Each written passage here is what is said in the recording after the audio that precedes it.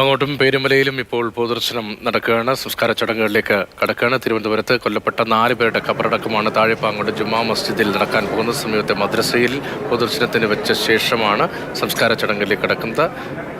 കൊല്ലപ്പെട്ട ഫർസാനയുടെ മൃതദേഹം ചിറയൻകീഴ കാട്ടുമുറാക്കൽ ജുമാ മസ്ജിദിൽ ഖബറടക്കി. വിവരങ്ങളുമായി പ്രശാന്ത് കൃഷ്ണയും ജിബിൻ ജിബിയും ചേരുന്നുണ്ട്. പ്രശാന്തിലേക്കാണ്. പ്രശാന്ത്, പാങ്ങോട് നിന്നുള്ള ഹൃദയഭേദകമായ കാഴ്ചകൾ, ദുഃഖത്തിന്റെ അന്തരീക്ഷമാണ്. കുറ്റവരായ 4 പേരെ ഒരുമിച്ചിങ്ങനെ ജീവനില്ലാതെ കാണേണ്ടി വരിക, അതും ഒരു കൂട്ടക്കുരുതിയുടെ ഭാഗമായി അവർക്ക് ജീവൻ നഷ്ടമാക്കുക ആർക്കും സഹിക്കാൻ കഴിയുന്നതേയല്ല.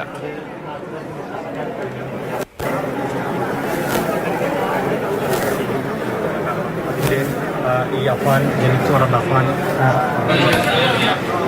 തീർച്ചയായും രതീഷ്, ദുഃഖം തളം കെട്ടിയ ഒരു അന്തരീക്ഷം തന്നെയാണ്. കാരണം ഈ നാട് ഒരു ചെറിയ ഗ്രാമമാണ്. അവിടെ ഇത്തരം വലിയൊരു ക്രൂരമായൊരു കൊലപാതകം ഒന്നും കേട്ടുകേൾവിയുള്ളതല്ല. കാരണം മറ്റൊരു വശമുള്ളത്, ഈ നാട്ടിലെ എല്ലാവർക്കും പരസ്പരം അറിയാമെന്നുള്ള ആളുകളാണ്. അപ്പോൾ അതിൽ ഇവിടെ ഏറ്റവും പ്രായം ചെന്ന 95 വയസ്സ് പ്രായമുള്ള സലീമ ബീവി, അവർ ഈ നാട്ടിലുള്ള എല്ലാവർക്കും അറിയാമെന്നുള്ളതാണ്. ഈ വഴി കൂടെ പോകുന്നവരെല്ലാം തന്നെ അവരെ ഒന്ന് കാണുകയും ഈ ഉമ്മയൊക്കെ ഒന്ന് വിളിച്ച് സംസാരിക്കുകയൊക്കെ ചെയ്യുന്നവരാണ്.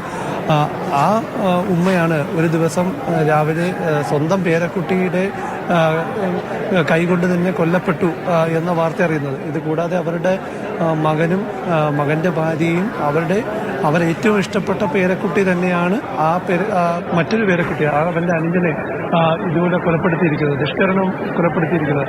നാട്ടുകാർക്കൊന്നും അത് ഉൾക്കൊള്ളാൻ സാധിച്ചിട്ടില്ല. കാരണം ഇപ്പോൾ നമ്മൾ കാണുന്നത് 3 പേരുടെ മൃതദേഹങ്ങൾ പൊതുദർശനത്തിന് മദ്രസ ഹാളിൽ വച്ചിരിക്കുന്നതാണ്. ഒന്ന് സലീമ ബിബിയുടേത്, ലത്തീഫിൻ്റെ ഭാര്യ ഷാഹിദയുടേത്. ഇനി 4ാമത് മൃതദേഹം 13 വയസ്സ് പ്രായമുള്ള 9ാം ക്ലാസ്സുകാരൻ അഫ്സാൻ്റേതാണ്. അഫാൻ കൊലപ്പെടുത്തിയ സ്വന്തം അനുജൻ അഫാന് ഏറെ പ്രിയപ്പെട്ട അനുജനാണ്. ഈ അനുജൻ്റെ പണത്തിന് വേണ്ടി ആണ് ഈ സലീമ ബീവിയോട്, അതായത് ഉമ്മുമ്മയോട് പണം ചോദിച്ച് പണയം വയ്ക്കാൻ സ്വർണം ചോദിച്ച് വന്നത്. അത് ഈ അഫാൻ്റെ ബന്ധുക്കൾ തന്നെ തുറന്നു പറഞ്ഞ കാര്യം. അപ്പോൾ അനുജന് അത്രമാത്രം ഇഷ്ടപ്പെടുന്ന ഒരു ജ്യേഷ്ഠന് എങ്ങനെ ഇങ്ങനെ നിഷ്കരണം കൊലപ്പെടുത്താൻ സാധിക്കും എന്നതാണ് ഈ നാട്ടുകാർക്ക് ഒട്ടും മനസ്സിലാകാത്തത്. കാരണം എവിടെ പോകുമ്പോഴും അനുജനെ ബൈക്കിൽ കൂടെ കൂട്ടും, സാമൂഹ്യ മാധ്യമ പേജുകളിൽ അവനെപ്പോലുള്ള ഫോട്ടോ ഇടും, അവനിഷ്ടപ്പെട്ട ആഹാരം വാങ്ങിക്കൊടുക്കും. അങ്ങനെയുള്ളൊരു അനുജനെ എങ്ങനെ എന്തിനു വേണ്ടി കൊലപ്പെടുത്തി എന്നതാണ് ഒരു യുക്തിക്കും നിരക്കുന്നില്ല. അതായത് എന്ത് കാരണത്താലാണ്? സാമ്പത്തിക പ്രശ്നമാണ്, പണമില്ലാത്തതാണ് പ്രശ്നമെങ്കിൽ അതിന്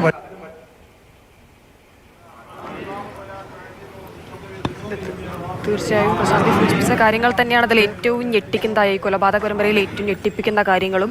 ഏറെ ഇഷ്ടമുള്ളവരെ തന്നെയാണ് അഫാൻ കൊലപ്പെടുത്തിയിരിക്കുന്നത്. സ്വന്തം സുഹൃത്തിനെ പോലെ കൂടെ കൊണ്ടു നടന്നിരുന്ന അനിയൻ, ഏറെ ഇഷ്ടമുള്ള കുടുംബാംഗങ്ങൾ, പ്രണയിച്ച പെൺകുട്ടിയൊക്കെയാണ് കൊലപ്പെടുത്തിയിരിക്കുന്നത്. എന്താണ് ഈ ഒരു കൊലപാതകത്തിലേക്ക് നയിച്ച കാരണം എന്നുള്ളതാണ് ഇപ്പോഴും ഞെട്ടലുണ്ടാക്കുന്നത്, ഇപ്പോഴും പുറത്തു വരാത്തതും. അഫ്സാന്റെ പൊതുദർശനവും അവിടെ തുടരുകയാണ്. അവിടെയും പ്രാർത്ഥനാ ചടങ്ങുകളിലേക്ക് കടന്നിട്ടുണ്ട്. ജിബിൻ ജെബിയുണ്ട്. ജിബിൻ, ഒരിക്കലും ആർക്കും ഉൾക്കൊള്ളാൻ കഴിയാത്തതാണ്. മാത്രമല്ല, ഏറ്റവും പ്രിയപ്പെട്ട അനുജനെ, ഏറ്റവും പ്രിയപ്പെട്ട ജ്യേഷ്ഠൻ കൊലപ്പെടുത്തുന്നത് ആർക്കും ഉൾക്കൊള്ളാൻ പോലും കഴിയാത്ത ഒന്നാണ്.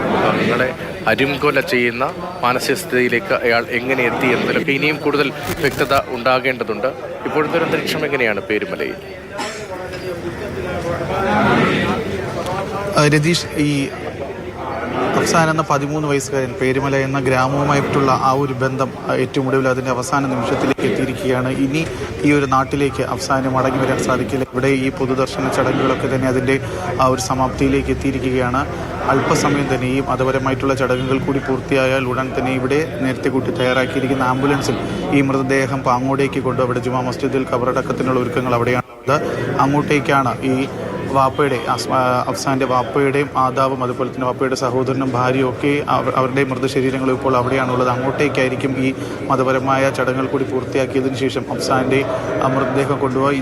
ഇന്നലെ ഏകദേശം ഈ ഒരു സമയത്തോടു കൂടിയാണ് അഫ്സാന് മരണം സംഭവിച്ചിരിക്കുന്നതെന്നാണ് പോലീസിൻ്റെ പ്രാഥമികമായിട്ടുള്ള നിഗമനമൊക്കെ തന്നെ. അതായത് ഇത്രയും വർഷക്കാലം ഈ ഒരു 13 വർഷക്കാലം ഈ ഒരു നാട്ടിൽ ഈ പേരുമല എന്ന് പറയുന്ന മലയോര ഗ്രാമത്തിലൂടെ നടന്ന ആ ഒരു ബാലൻ ഇനി ഈ നാട്ടിലില്ല എന്നുള്ള കാര്യം ഇവിടുത്തെ ജനങ്ങൾക്ക് പോലും ഉൾക്കൊള്ളാൻ സാധിക്കുന്നില്ല. കാരണം അവർ അഫ്സാനെ ഏറ്റവും കൂടുതൽ കണ്ടിട്ടുള്ളത് സഹോദരനായിട്ടുള്ള അഫാൻ്റെ ഇരുചക്ര വാഹനത്തിലാണ്. അഫാൻ 23 വയസ്സുകാരനായ അഫാൻ അതിൻ്റെ കുട്ടിക്കാലം മുതൽ വാഹനം ഓടിച്ച കാലം മുതൽ വാഹനത്തിൻ്റെ ബുള്ളറ്റാണ് ആദ്യഘട്ടത്തിലുണ്ടായിരുന്നത്. ആ ബുള്ളറ്റിൻ്റെ ഫ്രണ്ടിൽ ഈ കുഞ്ഞനുജൻ ഏകദേശം 10 വയസ്സോളം ഇളയതാണ് അനുജൻ. ഈ അഫ്സാൻ എന്ന് പറയുന്ന അനുജൻ, ആ അനുജനെ ബൈക്കിലിരുത്തി കൊണ്ടുപോകുന്ന കാഴ്ചയാണ് ഈ നാട്ടുകാരിൽ പലരും കൂടുതലും കണ്ടിട്ടുള്ളത്. അങ്ങനെയാണ് ഈ അഫ്സാൻ എന്ന് പറയുന്ന ബാലന് ഇവർക്ക് എല്ലാവർക്കും അറിയാമെന്നുള്ളത്. ആ ഒരു ബാലന് എങ്ങനെയാണ് ഈ സ്വന്തം സഹോദരൻ, കാരണം എവിടെ പോയാലും കൂടെ കൊണ്ടുപോകുന്നത് ഈ ഒരു ചേട്ടനാണ്. അഫ്സാന് സ്കൂളിൽ പോകണമെങ്കിൽ, എവിടെയെങ്കിലും കൂട്ടുകാരോടൊപ്പം കളിക്കാൻ അല്ലെങ്കിൽ ഇഷ്ടപ്പെട്ട ഭക്ഷണം കഴിക്കണമെങ്കിൽ അതിനെല്ലാം കൂടെ കൊണ്ടുപോയിക്കൊണ്ടിരുന്നത് ഈ ഒരു ചേട്ടനാണ്. ആ ഒരു ചേട്ടനെ കൈകൊണ്ട് തന്നെ അഫ്സാന്റെ അന്ത്യം കൂടി സംഭവിച്ചു എന്നുള്ളത് ഈ നാട്ടിനെ സംബന്ധിച്ചിടത്തോളം ഒക്കെ അവർക്കൊന്നും ഒട്ടും തന്നെ അങ്ങ് വിശ്വസിക്കാൻ അല്ലെങ്കിൽ ഉൾക്കൊള്ളാൻ പറ്റാത്ത കാര്യങ്ങളാണ്. കാരണം ഇവരുടെ പിതാവ് വിദേശത്താണ്. അപ്പോൾ പിതാവിന്റെ ആ ഒരു റോള് കൂടി ചേട്ടൻ ചെയ്തിരുന്നതാണ് ഈ നാട്ടുകാർ ബന്ധുക്കളൊക്കെ തന്നെ കണ്ണീരോടെ വിട നൽകുകയാണ്. അത്രമേൽ പ്രിയപ്പെട്ട അനുജനായിരുന്നു. പക്ഷേ ജീവനെടുത്തത് അനുജന് ഏറ്റവും പ്രിയപ്പെട്ട ജ്യേഷ്ഠനാണ് എന്നതാണ് ഇത് വൈപരീത്യം. 23-കാരനായ അഫാൻ, 13-കാരനായ അഫ്സാൻ, രണ്ടുപേരും തമ്മിൽ 10 വയസ്സിന്റെ വ്യത്യാസമുണ്ട്. ജിബിൻ പറയുകയായിരുന്നു, ബുള്ളറ്റ് എടുക്കുന്നു, ആദ്യമായി ആഗ്രഹിച്ച് മോഹിച്ചൊരു വാഹനം എടുക്കുന്നു, അതിൽ മുന്നിൽ അനുജനെ ഇരുത്തി യാത്ര ചെയ്യുന്നു. ആ ഒരു ഫ്രെയിമാണ് പല ആളുകളുടെയും മനസ്സിലുള്ളത്. അവിടെ ആളുകളുമായി സംസാരിക്കുമ്പോഴെന്നാണ് ജിബിൻ പറയുന്നത്. ഏറെ വേദനയോടെ തന്നെയാണ് ആ നാടും ആ കുഞ്ഞിന്റെ വിയോഗത്തെ ഉൾക്കൊള്ളുന്നത്.